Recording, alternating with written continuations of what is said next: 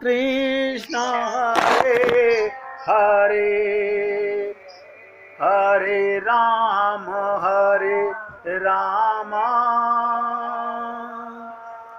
राम राम हरे हरे हरे कृष्ण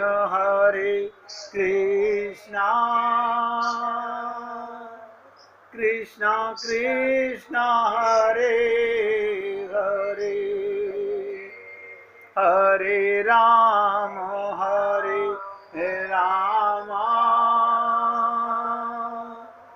राम राम हरे हरे हरे कृष्ण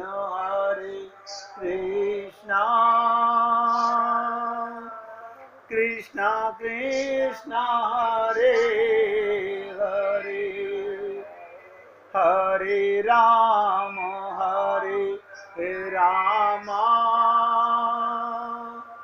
राम राम हरे हरे। अब बहुत ध्यान से सुनिएगा। सेवा कुंज में दूसरी रात उन संत को मध्यम मध्यम सा अनुभव हुआ, एकदम ना के बराबर। वो दिव्य संगीत सुनने का अधिकारी बने। स्वर लहरियों का ऐसा प्रताप हुआ कि बाबा मूर्छित हो गए सुनते सुनते। ये बहुत बार सुना कि निधि वन के अंदर अगर कोई जीव रात को रुक जाए तो फिर वो जमाने के लिए, संसार के लिए जिंदा नहीं रहता। या तो रात्रि में ही उसको चेतना लग जाती है या वो होश में नहीं रहता, पागल हो जाता है। जब सुबह चेतना में आए तो सोचा अब दर्शन तो करना ही है। ऐसा संकल्प ले लिया कि रात को अनहद बाजत बांसुरी।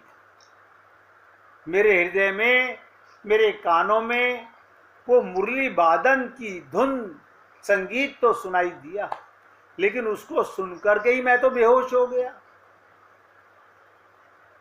अब संकल्प लिया अपने प्राणों की बाजी लगाकर।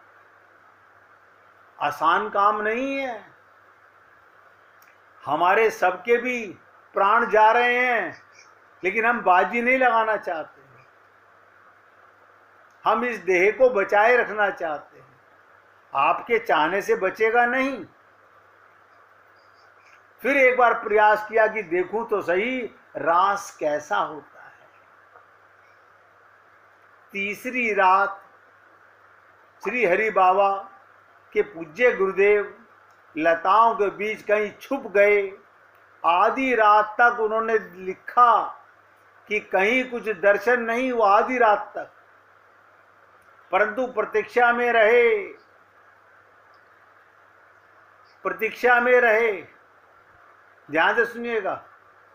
कहते हैं मध्य रात्रि होने पर उस निधिवन सेवा कुंज में एक अलौकिक सुगंध।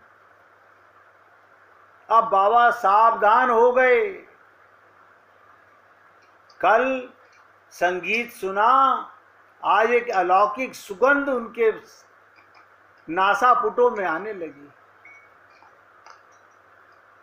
अब बाबा सावधान हो गए, समझ गए कि लीला आरंभ होने वाली है। बाबा अब और सावधानी से बैठ गए। कुछ समय बाद बाबा को कुछ धीरे धीरे नुपुरों की झनकार की आवाज आने लगी। क्षण क्षण की आवाज। बाबा को लगा कोई आ रहा है। बाबा और सावधान हो गए।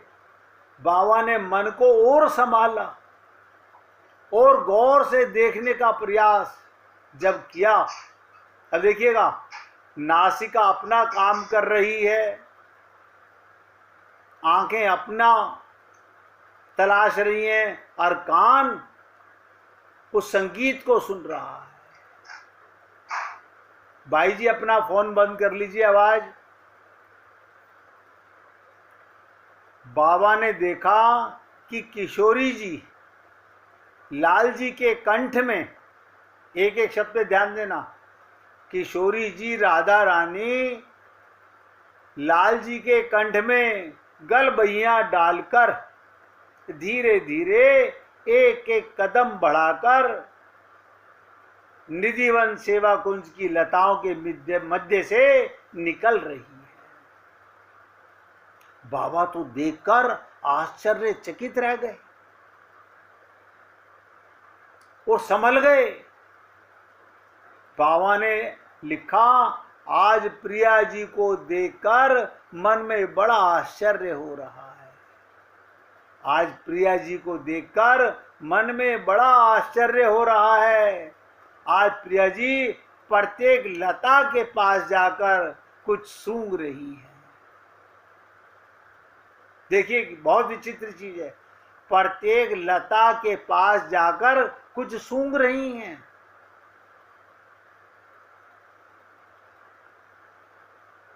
क्या है ये?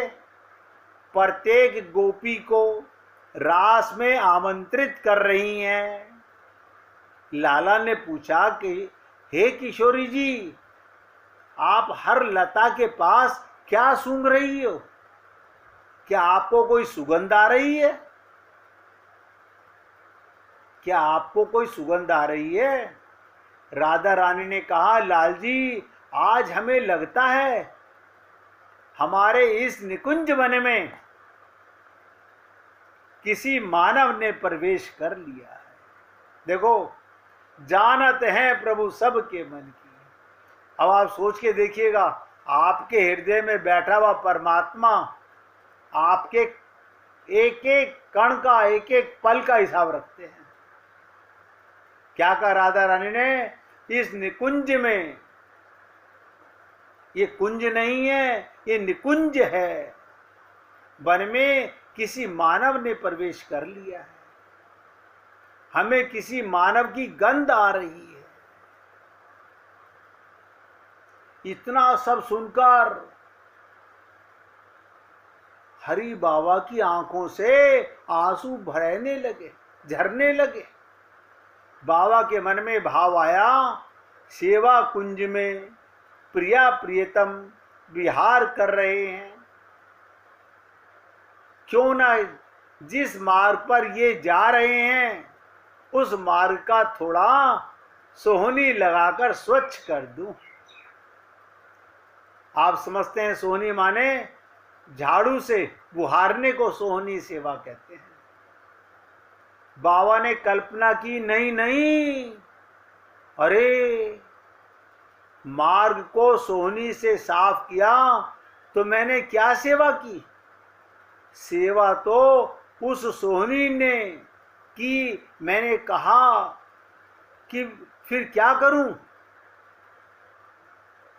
कल्पना करने लगे, क्यों ना, अब आप सोचिएगा, क्या आप और हम लोग, कोई भक्त कभी अपने जीवन काल में ये भाव मन में ला सकता है?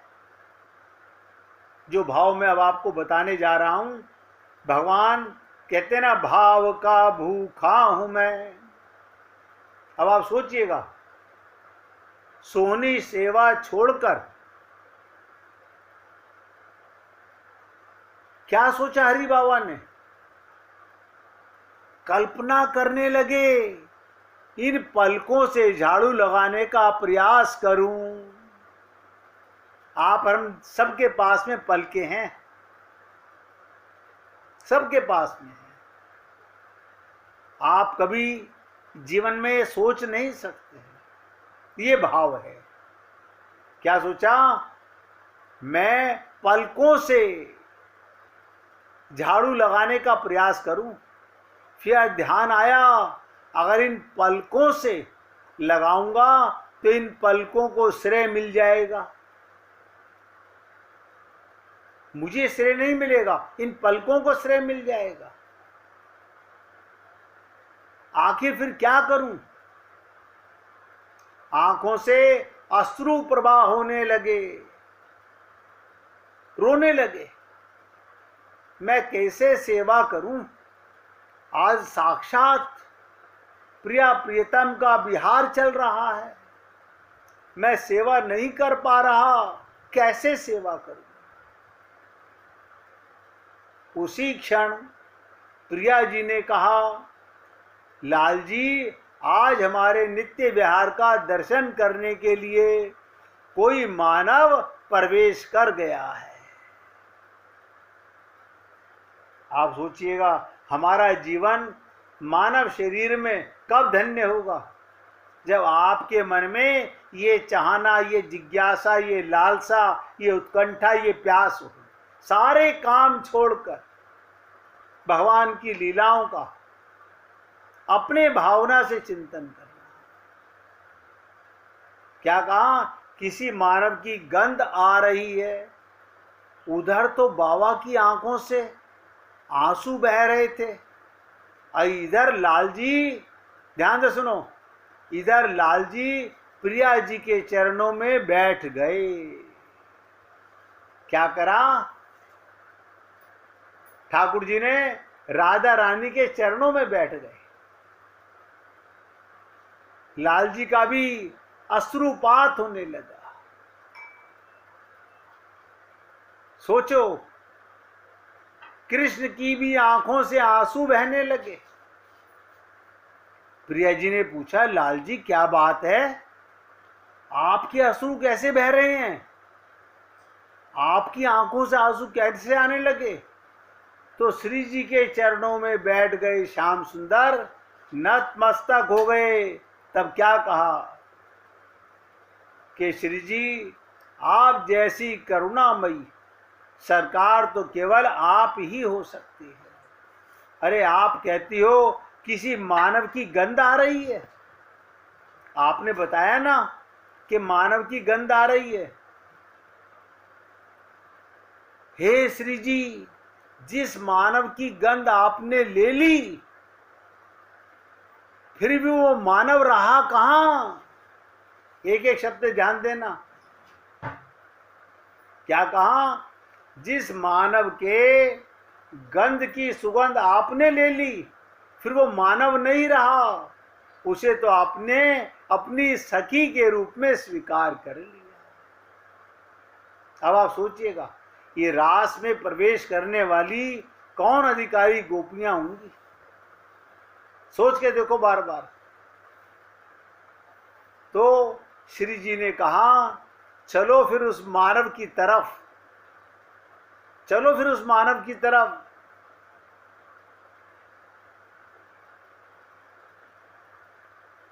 अब आप सोचो, बाबा कहते हैं, मैं तो आंख बंद कर ध्यान समाधि में रो रहा हूं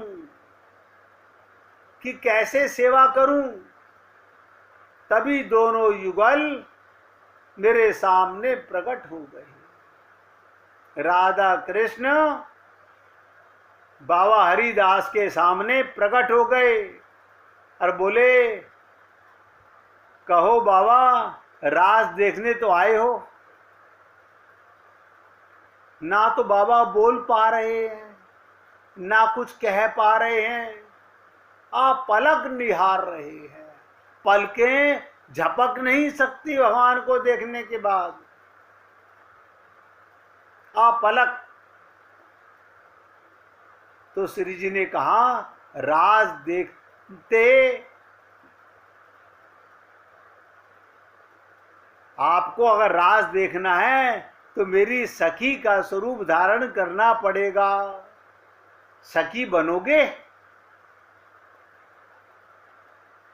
बाबा कैसे बोले, गला रुंध गया।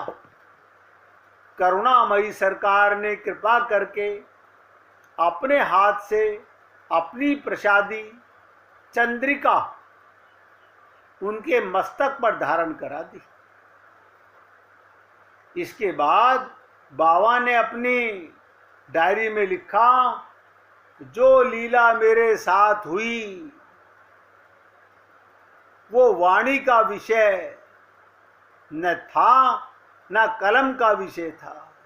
ये तो राधा रानी की कृपा से निवृत्त निकुंज की लीलाएं प्राप्त होती हैं।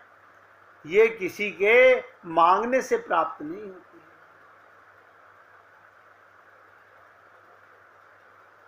आप सोच के देखो, उनके इस दर्शन की लीला आप और हम लोग आज हरियाली तीज वाले दिन और उद्धव जी का ब्रज में प्रवेश करने की संध्या बेला के समय सुन पा रहे हैं। हमारा कितना बड़ा सौभाग्य होगा। और मैं चाहता हूं आपके साथ रोजाना जब तक ये लीलाएं चलें, आपको भगवान के प्रेम का रस ऐसे ही पिलाता रहूं।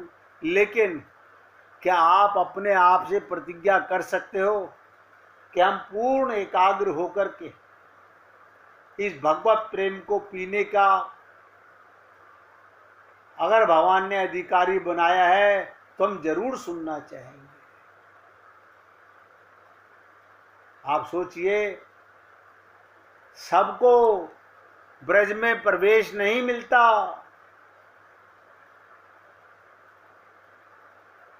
मैंने कहा था ना, ब्रज में ऐरे गहरे नत्थु गहरे नहीं जा सकते। ब्रज में गोपियों के चरणों की रज चाहने के लिए ब्रह्मा, शंकर, नारद इत्यादि भटकते रहते हैं। नारद जी तो एक बार वृंदावन की एक कुंज के अंदर बैठे हुए रुदन कर रहे थे। वहीं पर एक गोपी ने, ललिता ने आके पूछा, अरे नारद बाबा क्यों रो रहे हो? अब तो भगवान जा चुके गोलोक लीला करके। बोले, मैं इसलिए रो रहा हूं, आने वाले भक्तों को, जीवों को ये लीलाएं सुनने को तो मिलेंगी, जो इससे पहले जा चुके वो तो इस लीला से भी वंचित रह गए। अब आप सोचिए, आप और हम लोग कितने बड़े सौभाग्यशाली हैं कि अभी भगवान को कुछ हजार वर्ष ही गुजरे, 5000, कोई 250 कहता है, कोई 350 कहता है, कुछ जितने भी गुजरे हैं। और हम कलयुग के वासी हैं। बहुत छोटी आयु है और बहुत जल्दी भगवत प्राप्ति करने का मौका मिला हुआ है। इसीलिए मैंने आपको कहा, गोपियों के चरण रज अधिकारी बड़ा मुश्किल, उनकी चरण धूली बड़ी मुश्किल से मिलती है।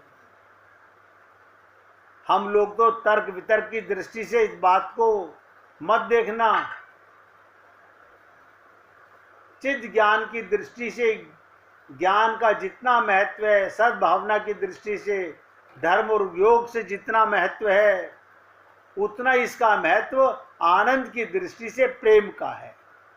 तो कहने का तात्पर्य है, भगवान का प्रेम पाने के लिए इन लीलाओं को बुद्धि से नहीं,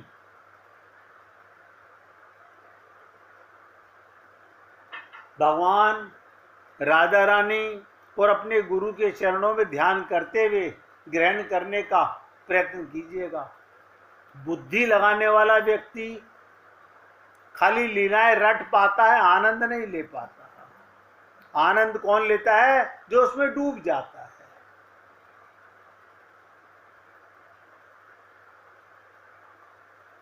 तो आनंद की दृष्टि से प्रेम का सच्चरित्र होने के लिए, धर्म सत्य स्वरूप में स्थित होने के लिए समाधि, और चित्त स्वरूप में स्थित होने के लिए ज्ञान।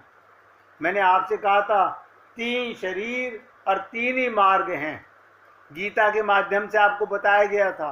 एक कर्म योग है, उसके लिए स्थूल शरीर है।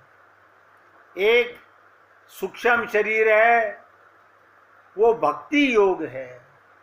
और एक है कारण शरीर, जिसे आत्मज्ञान कहते हैं। अब आपको अगर आत्मज्ञान हो गया, तभी आपका मन भगवान की भक्ति में लग सकता है। जिसे आत्मज्ञान नहीं हुआ, केवल शाब्दिक ज्ञान हुआ, वो सिर्फ अपने आप को ये कह सकता है कि हमें तो याद है। याद कुछ नहीं है।